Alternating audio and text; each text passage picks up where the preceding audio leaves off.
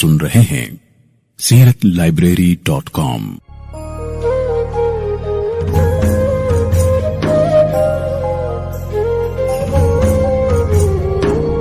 वाक़यात क़ब्ल अज़ रिसालत। जिस शख्स को पैगंबरी की मसनद पर बैठना था और जिस पर वही नाजिल होना थी, उसकी जिंदगी के वाक़यात क़ब्ल अज़ नुज़ूल वही खुद ही एक कवी शहादत इस अम्र की दे रहे थे कि ये बशर अवामुन्नास से नहीं है, ये इंसान किसी और ही तबके से है। वाक़यात सरीहन जतला रहे थे कि इसके इक़बाल के सितारे को किस अर्श बरी पे जाके चमकना है और इसके जलाल की शमा को किस महफिल का सिंगार बनना है।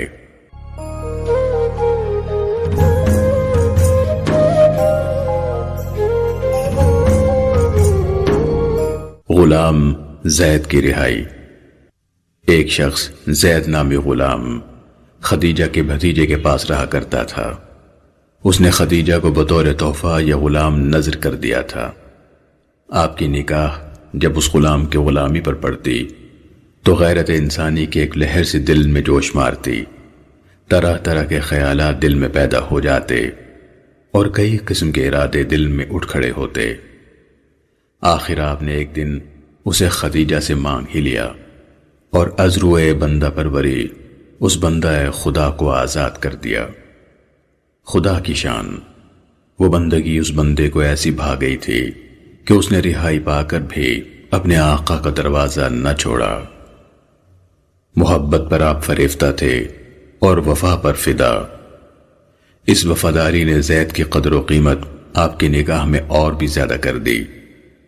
किसी शायर ने क्या खूब कहा है कि सोने की कदर सुनार जानता है और जवाहरात की जोहरी फूल का मकाम बुलबुल समझती है और अंबर का अली। आपने अपने ही खानदान में ज़ैद की शादी का इंतजाम भी कर दिया। कहां वो कल का गुलाम, कहां उसे आज बराबर का भाईबंद बनाकर सामने बिठा लिया।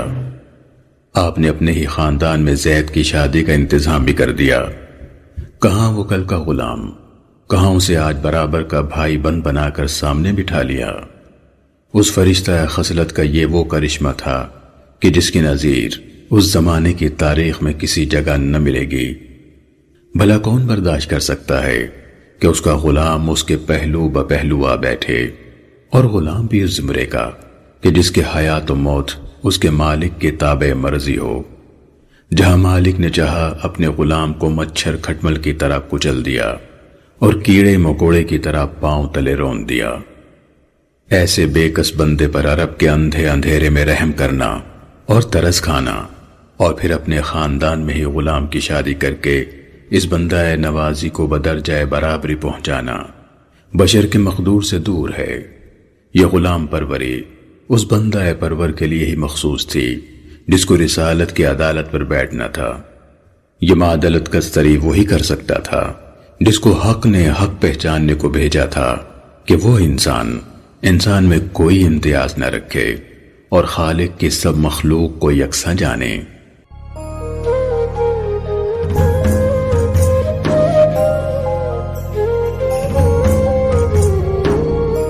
जंग अस्वद। एक दफा का जिक्र है कि मक्का मुअज़्ज़मा में खाना काबा की इमारत के असर नौ तामीर दरपेश थी। हर एक कबीला यह इज्जत अपने लिए चाहता था कि वो खुद संग अस्वद उठाकर उस जगह पर ले जाके रखे। बहस मुबाहिसा इस बात पर बहुत हुआ मगर नतीजा बजुज़ फसाद कुछ न निकला। आखिर उन लोगों ने यह तजवीज़ ठहराई कि यह मामला तकदीर पर रहने दो और जो शख्स कल सुबह दम सबसे अव्वल खाना काबा के दरवाजे से दाखिल हो उसके फैसले पर यह मामला छोड़ दो। खुदा की शान, सबसे अव्वल जो शख्स वहां से गुजरा वो आपकी ज़ात बाबरकत थी। चुनांचे ये सालसी आप पर छोड़ दी गई। आपने कहा कि ऐसा करो कि एक चादर बिछा दो, उस पर मैं खुद संगे अस्वद रख देता हूं। तुम अपने अपने कबीले से एक एक आदमी मुंतखब कर लो। ये सब चारों किनारों से चादर को पकड़ लें और जहां इसे ले जाकर रखना वहां ले चले। उस जगह मैं चादर से उठाकर इसे ऊपर रख दूंगा। यह फैसला चूंकि सालसी था, سب کے دل کو بھا گیا۔ عدل اور انصاف کے ترازو میں تلے ہوئے ایسے فیصلہ جات اور اس رام رنگ میں رنگے ہوئے کہ عجیب و غریب حالات ایک سمجھدار کی سمجھ کو تو گردہ بے فکر کے ایسے تلاطم میں لیے جا رہے تھے کہ وہ ششدر و حیران ہوا جاتا تھا کہ عالم کی ہوا کس رخ چل رہی ہے اور یہ ناخدا اپنی ناؤ کس جانب لیے جا رہا ہے۔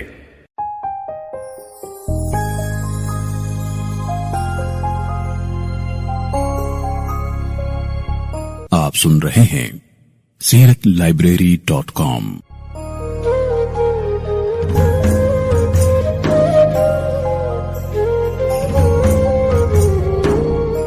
معرفت اور گیان کی لو۔ آپ کی طبیعت میں لڑکپن ہی سے یہ بات موجود تھی کہ آپ کافی دور آبادی سے تنہائی میں جا بیٹھتے اور من پجار کرتے رہتے۔ بالعموم غار ہیرا میں آپ کا جانا ہوا کرتا تھا۔ یہ غار مکہ سے خاصی دور ایک سنسان سی جگہ واقع تھی۔ تقریباً سارا ماہ رمضان کا آپ خلوت میں اس غار میں بسر کیا کرتے تھے اور آنکھیں بند کیے دل کے دروازے کھولے بیٹھے رہتے تھے۔ جوں جوں وقت گزرتا گیا دل کی گہرائی اور طبیعت کی بلندی بھی ساتھ ساتھ زیادہ ہوتی گئی۔ طرح طرح کے خیالات آپ کے دل میں اٹھتے کہ میں کون ہوں اور کہاں سے آیا ہوں، کیا مقصد ہے میرا یہاں اور کہاں ہے میری منزل مقصود۔ یہ پرند چرند اور انسان حیوان، یہ گل و گلزار اور اشجار و انہار ہیں کس کے؟ کوئی آخر مالک بھی تو ہے ان کا۔ یہ کھیل کس نے ہے بنائی اور یہ رام لیلا کس نے ہے رچائی؟ آخر ان کعبے کی مورتیوں کو یہ طاقت کہاں کہ یہ بے جان بت نظام دنیا کا سنبھالیں؟ نہ اس نسل کے پتھروں کی یہ طاقت کہ یا نان عالم ہاتھ میں لیں، تو پھر ہے کس سانے کی یہ صنعت کاری اور کس کی قلم قدرت کی ہے یہ قلم کاری؟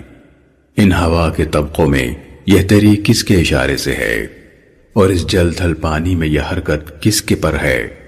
آخر کوئی فرمانروا اس مملکت کا ہوگا، مگر وہ کدھر ہے؟ مجھے کیوں نظر نہیں آتا اور میرے من کی ترشنا نہیں بجھاتا؟ یہ بھڑک دل کی دن دگنی رات چگنی ہوتی چلی گئی اور سوچ بچار کے مٹائی نہ مٹ سکی۔ ہر فکر کا غواص جو عقل کے سمندر میں غوطہ لگاتا تو بجائے در تسلی 20 تفکرات اور ساتھ لے آتا۔ جب کہ تجھ بن نہیں کوئی موجود، پھر یہ ہنگامہ خدا کیا ہے؟ سبزہ و گل کہاں سے آئے ہیں؟ ابر کیا چیز ہے؟ ہوا کیا ہے؟ یہ پری چہرہ لوگ کیسے ہیں؟ غمزہ و اشوا و ادا کیا ہے؟ شکن زلف عنبری کیوں ہے؟ نگاہ چشم سرما سا کیا ہے؟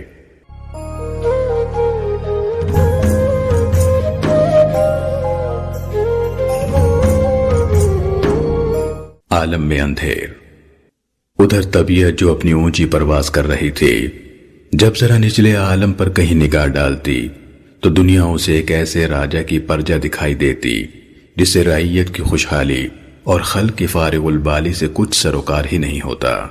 کوئی لڑے بھڑے جیے مرے کسی کی بلا سے۔ ہر طرف ریاکاری کا بازار گرم نظر آتا اور بدکاری کی اجناس رونق پر۔ لچے غنڈے کی تو ہر طرف پوچھ پڑتی، بھلے پرش کی کوئی پرسش نہیں۔ جو ایک کو شر سے کام ہے تو دوسرا کوئی فتنے پر تلا ہے، کوئی فساد پر آمادہ، کوئی گداگر بھوک سے لاچار ایک نوالا روٹی کے لیے جان سے لاچار ہوا چلا ہے۔ زرداروں میں تو کسی کو اس کا درد نہیں۔ جو کوئی مکار ریاکار مفلس کا مال چھین کر دنیا کی دولت لوٹ کر اپنے انبار پہ انبار بھرتا چلا جا رہا ہے تو کسی حاکم کو اس کی فکر نہیں۔ یہ خیالات ایسے دامنگیر ہوتے کہ آپ کی طبیعت بارہا یہی حجت پیدا کرتی کہ کون ہے فرما روائے عالم اور کہاں ہے اس کا جگت کا پرت پالن؟ یہاں راج ہے تو کام کرودھ کا، یہاں ڈنکا بجے ہے تو لوب موہ ہنکار کا۔ یہ کیا رچنا رچی ہے؟ آخر یہ کیا کھیل ہے کرتار کا؟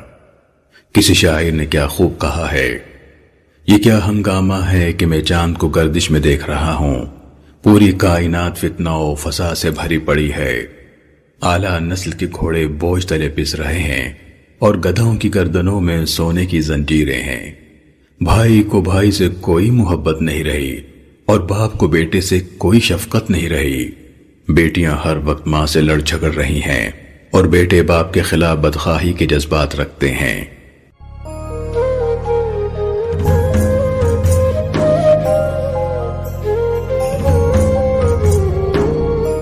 نزول وحی۔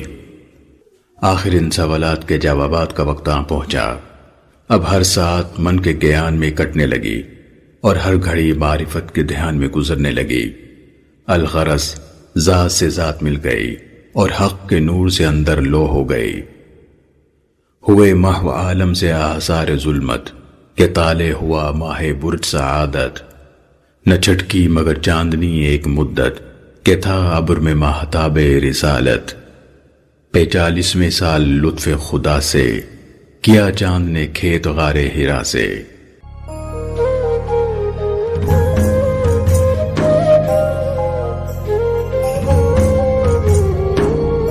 ایک دن حسب معمول آپ غار ہرا میں بیٹھے سوچ میں محو تھے کہ ناگاہ ایک آواز غیب سے آئی، اے محمد پڑھیے۔ آپ نے جو ہی آواز سنی گھبرا اٹھے کہ یہاں نہ آدمی نہ آدمزاد، یہ کیا ماجرا ہے؟ مدتوں میں یہاں آتا رہا، ایسا واقعہ کبھی پہلے پیش نہیں آیا۔ آپ ابھی اسی خیال میں تھے کہ دوبارہ ندا آئی، اے محمد پڑھیے۔ اس پر آپ نے کہا، میں کیسے پڑھوں؟ میں امی ہوں، مجھے پڑھنا نہیں آتا۔ اتنے میں پھر آواز آئی کہ پڑھ اپنے پروردگار کے نام سے جو خالق ہے، جس نے جمے ہوئے خون سے انسان جیسی پرحکمت مخلوق پیدا کی۔ پڑھ اپنے پروردگار کے نام سے جو بہت کرم کرنے والا ہے، جس نے قلم کے ذریعے علم سکھایا، انسان کو وہ کچھ سکھلایا جو وہ نہیں جانتا تھا۔ ستارہ چمکا اور مجلس کا چاند بن گیا، ہمارے غمزدہ دل کے لیے مونس و غمخوار ہو گیا۔ میرا محبوب جو نہ کسی مکتب میں گیا اور نہ کچھ پڑھا لکھا، اس نے اپنے ایک اشارے سے سدھا اساتذہ کے مسائل حل کر دیے۔